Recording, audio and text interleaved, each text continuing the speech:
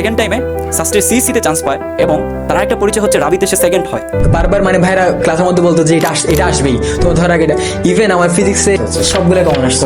আমরা কিন্তু বলছিলাম প্রায় 55টা কমন ছিল, ঠিক আছে। সরাসরি আমার সেকেন্ড টাইম ব্যাচের স্টুডেন্ট, আমার আসলে এটা প্রাউড একটা মুভমেন্ট। জিপিএ 4.67 ছিল। এটা কি এইচএসিতে নেগেটিভ মার্কস থাকার পরে চান্স পাবো কিনা, আরো নেগেটিভ ছিল, জিপি আরো কম ছিল।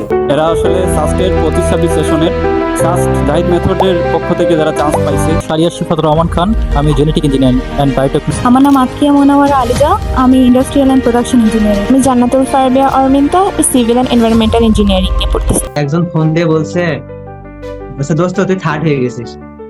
আমি শুনে অবাক। সাস্ট ওরিয়েন্টেড একটা কোর্সে ভর্তি হওয়া উচিত।